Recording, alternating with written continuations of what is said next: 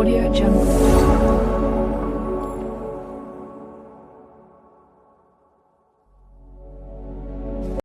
নমস্কাৰ এভৰিৱান, আকৌ এবাৰ ৱেলকাম জনাইছোঁ আপোনালোকৰ নিজৰ চেনেল চাই উইথ চিনেমালৈ। প্ৰথমতে আমি আমাৰ ফেলো ইউটিউবাৰ বিকি ভৰদ্বাজ, যোনে আমাৰ লগত একেলগে বহি ভিডিঅ' বনায়, তাক আমি জন্মদিনৰ বহুত বহুত শুভকামনা জনাইছোঁ। যোৱাকালি তাৰ বাৰ্থডে গ'ল আৰু আমি এইকেইদিন নিজৰ কামতো বিজি আছিলোঁ কাৰণে ভিডিঅ'টো বনাব পৰা নাই। আজি আমি লৈ আহিছোঁ এখন মাছ এৱেইটেড মুভি এখনৰ টিজাৰৰ ৰিভিউ লৈ কিনে। মুভিখনৰ নাম হ'ল বৰ্ডাৰ 2। আমি চবে জানো বৰ্ডাৰ 1খন কেনেকুৱা ছাকচেছ আছিল। এতিয়া বৰ্ডাৰ 2 টিজাৰটোত আমি কি দেখিলোঁ, কেনেকুৱা লাগিল আমাৰ চাই কিনে, তাৰ বিষয়ে অলপমান আপোনালোকৰ লগত কথা পাতোঁ। তো তোৰ কেনেকুৱা লাগিল, এক্সপেক্টেশ্যনছ কেনেকুৱা বৰ্তমান বৰ্ডাৰ 2 মুভিখনক লৈ? বৰ্ডাৰ 2 বেচিকেলি নাজানো বৰ্ডাৰ 2খন কিয় বনাইছে, মানে কিয় ক'লোঁ মই, কাৰণ বৰ্ডাৰ 1খন আছিল একচুৱেলি আমাৰ ইণ্ডিয়ান যোনবিলাক ফাইটাৰ আছিল, আৰ্মি আছিল, দেখাবৰ কাৰণে এতিয়া বনাইছিল। তো সেইটো টাইমৰ মানে বেষ্ট আছিল। তো একচুৱেলি বৰ্ডাৰ 1খন আছিল 1971 ইণ্ডো পাক ৱাৰৰ ওপৰতে বেষ্ট আছিল, আৰু এইখনো ছেমেই। তো মই বুজি পোৱা নাই মানে কানেকশ্যনটো। সেইটো চাগে বেলেগ কিবা এটা কাৰণ দেখাব, বাট জাগাটো বেলেগ দেখাব চাগে। সেইখন মানে একচুৱেলি মানুহক কিবা মেছেজ ডেলিভাৰ কৰিবৰ কাৰণে আমি আৰ্মিৰ যোনটো এটা মানে বেকগ্ৰাউণ্ড কি লাইফ চলি থাকে, কেনেকৈ ক'ত যায়, কেনেকুৱা ফেমিলিত কেনেকুৱা মানে চিটুৱেশ্যন থাকে, এইবিলাক চব দেখাবৰ কাৰণে ফিল্মখন বনায়। কিন্তু বৰ্তমান টাইমত এইখন মুভি মোৰ টিজাৰটো চাই কিনে মোৰ লগা নাই যে বা টিজাৰ হওক বা ট্ৰেইলাৰে হওক, কাৰণ নেক্সট মাহৰ এইখন মুভি ৰিলিজে হ'ব, তো মোৰ লগা নাই যে মানে কিবা ইম্পেক্টফুল আদাৰ দেন চানি দেওলৰ যোনটো ৰ'ৰিং যোনটো চাউণ্ড, তাৰ বাদে মোৰ একো কনভিনচিং লগা নাই। প্লাছ VFX খুবেই বেয়া, কিবা ভিডিঅ' গেম খেলিব যোৱা যেন লাগিছে। স্পেচিয়েলি মই কওঁ আমাৰ সুনীল চেত্ৰী যেতিয়া ল'ৰাটো মানে দেখায়, পিছফালে যোনখিনি সাগৰৰ চিনটো একদমেই মানে কি বুলি কওঁ মানে ৰিয়েল যেন নালাগে, একদম পুৰা ফেক লাগে, একদম পুৰা মানে আমাৰ গেমিং খেলিলে যোনটো ছেটআপ হয় বা বৰুণ ধাৱনৰ যোনটো এক্টিং হওক, কিবা এটা মিলা নাই। মানে ধৰক আমাৰ যিখিনি পুৰণা আছিল, আৰ্মি বুলি ক'লে অলপমান মেনলি হ'ব লাগে ফিগাৰটো বা মাছো হ'ব লাগে অলপমান, বৰুণ ধাৱনক আৰ্মি ৰোলত মোৰ কিবা এটা জাষ্টিছ কৰা যেন লগা নাই। চ' কাষ্টিংটো মানে মোৰ হিচাপতো এনেকুৱা লাগিছে যে মানে দুৰ্বল কাষ্টিং। কাৰণ ফাৰ্ষ্টখনত আমি দেখিছিলোঁ বহুত ভাল ভাল মানুহ আছিল কাষ্টিঙত।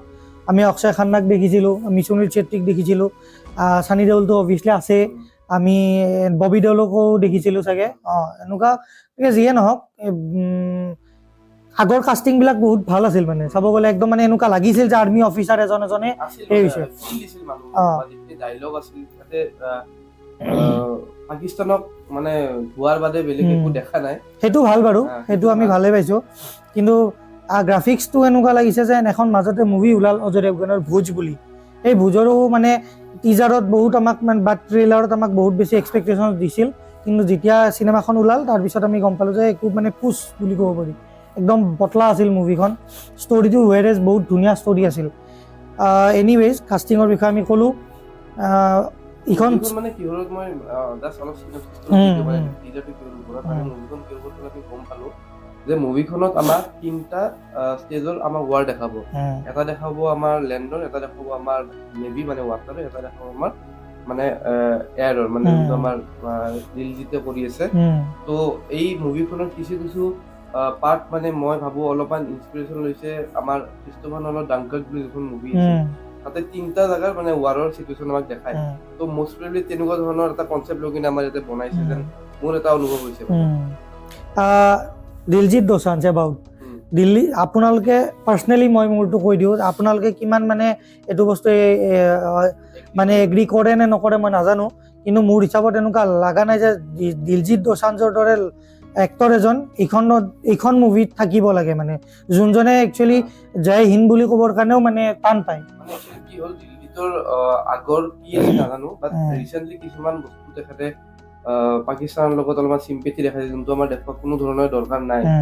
তো সেইবিলাক কিছুমান পাৰ্ট অলপমান দেখি কিনে, সেইবিলাক একচুৱেলি শ্বুটিঙৰ পিছত হৈছে, এতিয়া মেকাৰ্ছতো উপায়ো নাই, এতিয়া চেঞ্জ কৰিব নোৱাৰে বাৰু যি কি নহওক। বাট সেইটো কেৰেক্টাৰ তেখেতৰ লগত নিমিলে, আৰু মোৰ হিচাপত তাৰ জেগাত বেলেগ একজন বেলেগ ভাল, যোনে সঁচাকে মানে আমাৰ দেশৰ বিষয়ে চিন্তা কৰে, বা এনেকুৱা এক্টৰ্ছ আমাৰ ধেৰ আছে যোনে প্ৰপাৰ হেয়াৰ যোনজন এক্টৰে ইণ্ডিয়াত ইমান চেঞ্জ মানে চিটুৱেশ্যন চলি থকাৰ মাজতো হানিয়া মিৰৰ দৰে এজন এক্ট্ৰেছৰ লগত পাকিস্তানৰ লগত এখন মুভি, ইণ্ডিয়ান মুভি, পাঞ্জাবী হয় মুভিখন, ৰিলিজ কৰাত মানে চিনেমাখন শ্বুটিং কৰি ৰিলিজো কৰি দিলে, এবাৰো চিন্তা নকৰিলে কি হ'ব দেশৰ মানে এইবিলাক। সেইটোৱে বাকীবিলাক এক্টৰ ইণ্ডিয়াত চব বেন পাকিস্তানত, আমাৰ ইয়াৰ পৰা সিহঁতৰ ৰুটি চলি আছে। তো সেইখিনিয়ে মানে সেইটো বস্তু অলপমান বেয়া পালো। বাকী চাওঁ এক্টিংটো এনে বেয়া নহয় দিলীপৰ। নাই এক্টিংটো বাৰু বেয়া নহয়, ছিংগাৰো সি ভালেই হয়, কিন্তু তাৰ যোনটো কৰ্মকাণ্ডখিনি সেইখিনি বস্তু এজ এ ইণ্ডিয়ান মই এইটো বস্তু একচেপ্ট নকৰোঁ। আৰু যিয়ে নহওক মুভি হয়, এনিৱেজ আহিব দিওঁ মুভিখন থিয়েটাৰত, কি হয় দেখা যাওক। কিন্তু এনেকুৱা লগা নাই যে খুব বেছি ভাল বিজনেছ কৰিব মুভিখনে। সানি দেওলৰ বলত কৰিব পাৰে, কাৰণ ৰিচেণ্টলি সানি দেওলৰ মুভি এখন ব্লকবাষ্টাৰ হৈছে। সানি দেওলক মানে মানুহে স্ক্ৰীণত চাই ভাল পায়, মানুহে মেকাৰ্ছটোৰ কথা গম পালে, কাৰণ এইখন মুভি বেডাৰটো যেতিয়া ওলাইছিল, ৰিলিজ হৈছিল চিনেমা, তেতিয়া এইখনৰ এনাউন্সমেণ্ট হৈ গৈছিল। তেতিয়া মেকাৰ্ছে ভাবিলে, বৰ্ডাৰৰ আগৰ মেকাৰ্ছে ভাবিল যে সানি দেওলক এতিয়াও মানুহে ফেন ফলোইংখিনি শেষ হৈ যোৱা নাই, সানি দেওলৰ এতিয়াও মুভি এতিয়াও মানুহে ভাল পায়, সেই আগৰ বস্তু আউটডেট এতিয়াও হোৱা নাই।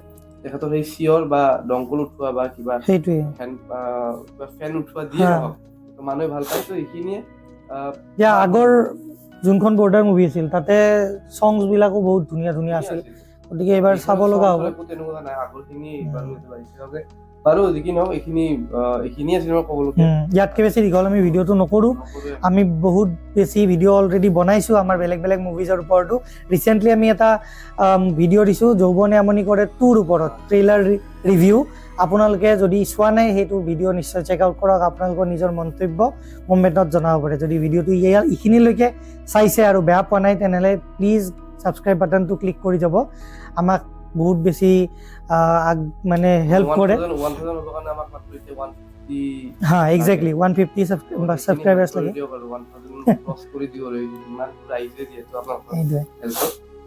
আজিলৈ আহিছোঁ, ধন্যবাদ।